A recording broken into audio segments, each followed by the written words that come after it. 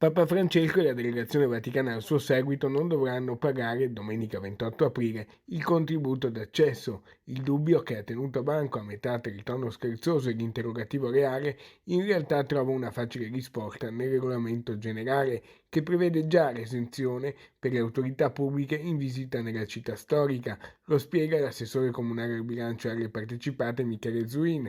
Non sarà dunque una norma studiata ad hoc per la visita papale, ma un'eventualità già prevista nel regolamento generale.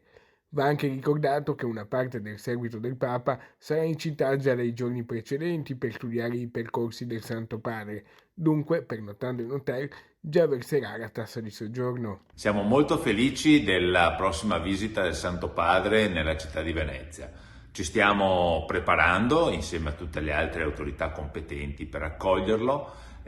Molto probabilmente in Piazza San Marco riusciremo appunto a togliere determinati cantieri che possono disturbare la messa che sembra verrà confermata. Quel giorno, domenica 28 aprile, resterà comunque in vigore la sperimentazione del contributo d'accesso come previsto. Semmai, questa nuova modalità di ingresso potrebbe riguardare i pellegrini in arrivo a Venezia per il Papa, che comunque saranno, almeno per la maggior parte, si prevede i fedeli delle parrocchie del Patriarcato e del Veneto, e quindi non tenuti al pagamento del ticket.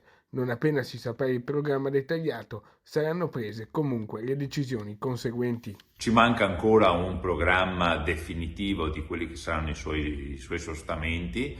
Chiaramente cercheremo di far, diciamo così, coincidere le esigenze appunto delle persone con l'introduzione del contributo di accesso che in quei giorni sarà appunto attivo nella città di Venezia. Insomma, cercheremo di comportarci al meglio per cercare di accogliere i pellegrini e il Santo Padre nella nostra città, nel nostro centro storico.